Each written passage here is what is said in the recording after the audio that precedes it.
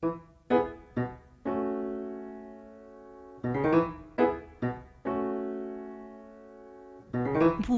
אני ושמי ימיממה, פרועה אני שנת ימיממה. כולם אומרים ימימה כה יפה, רק רגליה עקומות נורא, עקומות נורא. וכשיצאנו לטיול, יול יול, לפרדס וגם ללול, לול לול, כולם אמרו ימימה כה יפה, כה יפה, רק רגליה עקומות נורא. איי, איי, איי, איי, איני רוצה שינהגו גו גו, לכשגדל כולם יאמרו ימימה היא בובה כה יפה, אבל רגליה עקומות נורא, אבל רגליה עקומות נורא, עקומות נורא.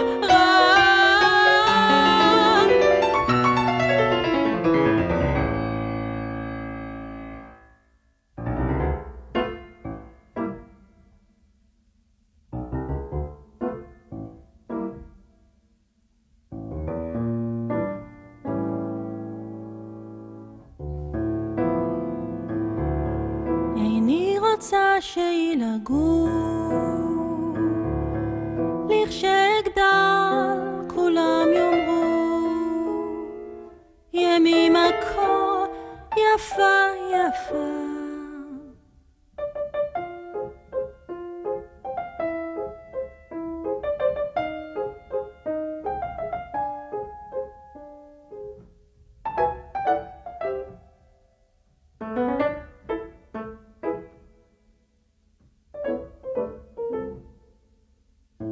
בובה אני ושמי ימיממה, ימימה, מה, ימימה.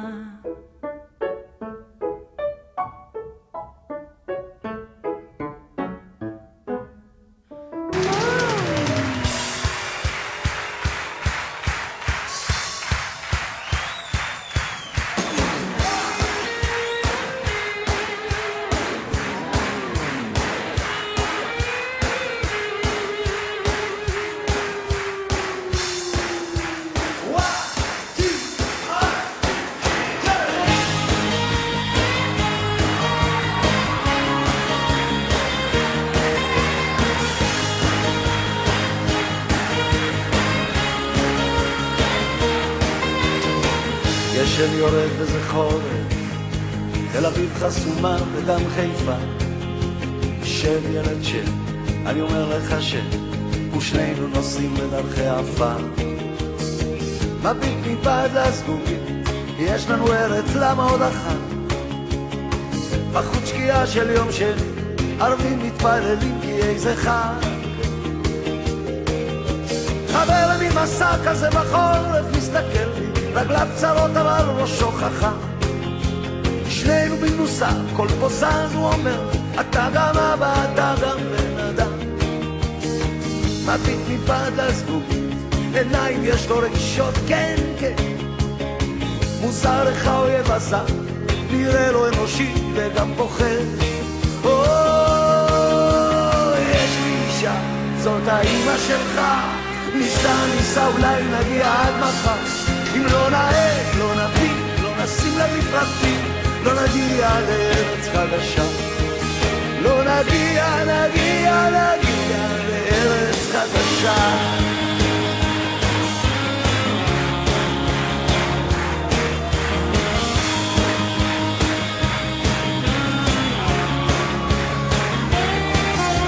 שתי כבשים עולות עליהם הדרך, לא נדרוס אותן, אנחנו לא דורסים.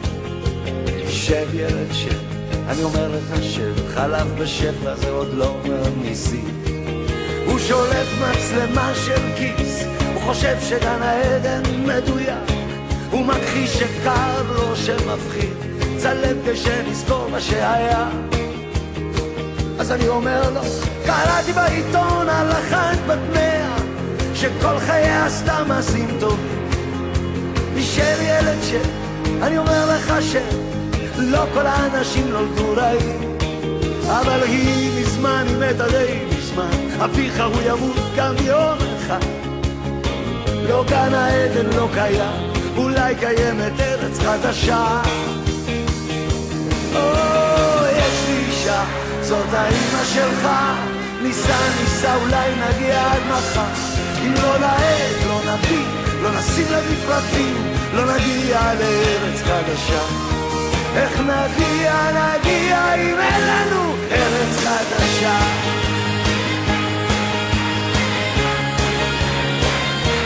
ארץ חדשה.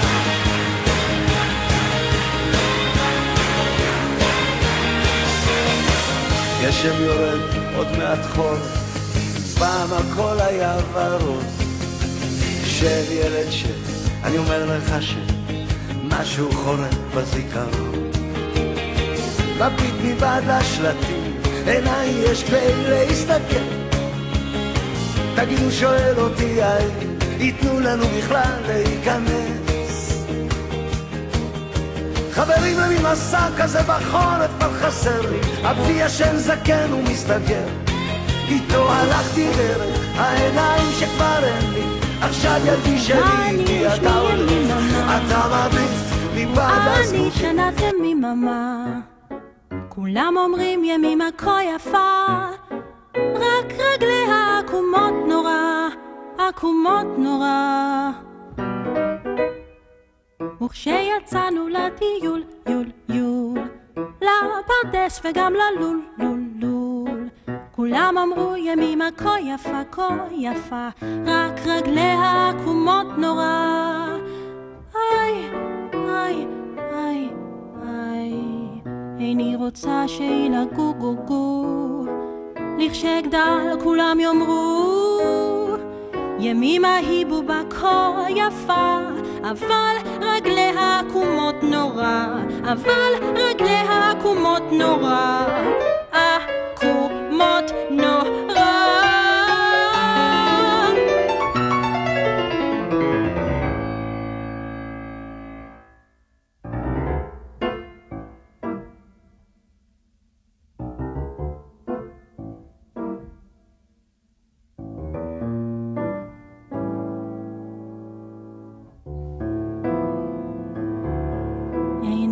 רוצה שילגו,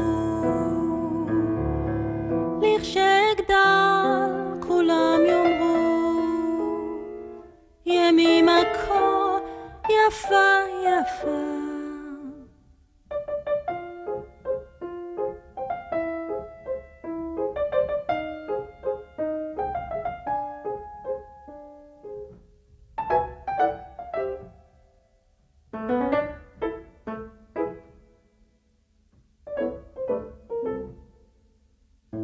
בובני ושמי ימימה מה, ימימה מה, ימימה.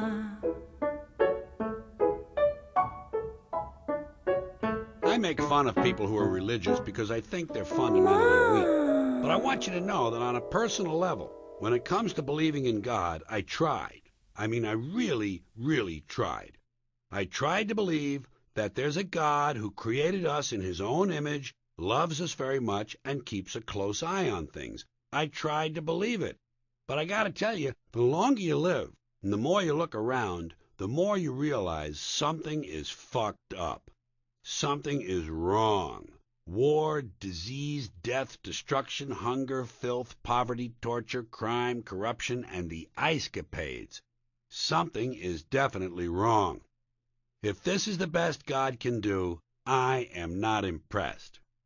Results like these do not belong on the resume of a supreme being. This is the kind of stuff you'd expect from an office temp with a bad attitude.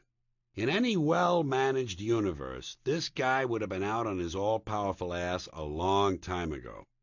So if there is a God, if there is, I think reasonable people might agree he's at least incompetent, and maybe, just maybe, he doesn't give a shit, which I admire in a person, and which would explain a lot of his results. So rather than becoming just another mindless religious robot, blindly believing that everything is in the hands of some spooky, incompetent father figure who doesn't give a shit, I decided to look around for something else to worship. something I could really count on, and immediately I thought of the sun. It happened in an instant. Overnight, I became a sun worshiper. Well, not overnight. You can't see the sun in the dark. But first thing the next morning, I became a sun worshiper. For several reasons. First of all, I can see the sun, okay? Unlike some other gods I could mention, I can actually see the sun.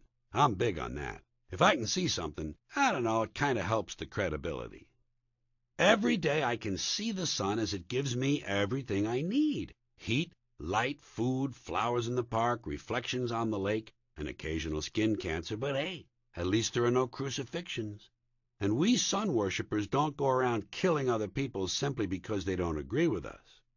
Sun worship is fairly simple. There's no mystery, no miracles, no pageantry, no one asks for money, there are no songs to learn, and we don't have a special building where we all gather once a week to compare clothing.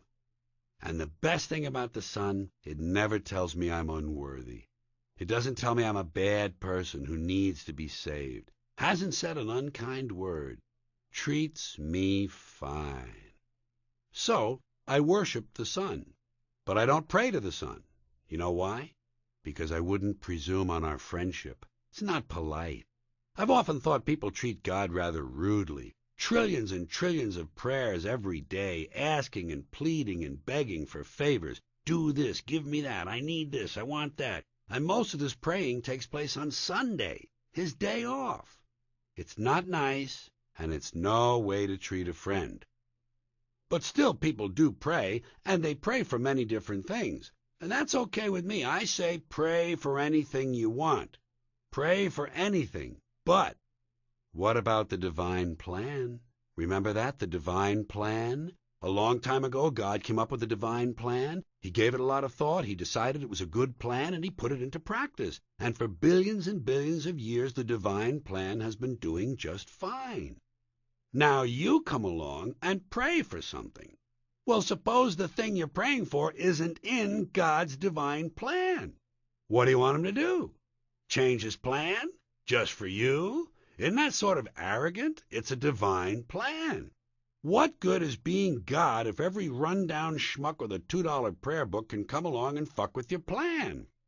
And here's another problem you might encounter. Suppose your prayers aren't answered. What do you do then? What do you say? Well, it's God's will. Thy will be done. Fine. But if it's God's will, and he's going to do what he wants to anyway, why bother praying in the first place? Doesn't it seem like a big waste of time? Couldn't you just skip the praying part and go straight to his will? It's all very confusing to me. So to get around all this, I decided to worship the sun. But as I said, I don't pray to the sun. You know who I pray to? Joe Pesci. 2 reasons. First of all, I think he's a pretty good actor. To me, that counts. Second, he looks like a guy who can get things done. Joe doesn't fuck around. In fact, he came through on a couple of things that God was having trouble with. For years, I asked God to do something about my noisy neighbor's barking dog. Nothing happened. But Joe Pesci, he straightened that shit out with one visit. It's amazing what you can accomplish with a simple piece of athletic equipment. So I've been praying to Joe for a couple of years now, and I've noticed something. I've noticed that all the prayers I used to offer to God and all the prayers I now offer to Joe Pesci are being answered at about the same 50% rate. Half the time I get what I want, half the time I don't. Same as God, 50-50. Same as the 4-leaf clover, the horseshoe, the wishing well, and the rabbit's foot. Same as the mojo man or the voodoo lady who tells you your fortune by squeezing a goat's testicles.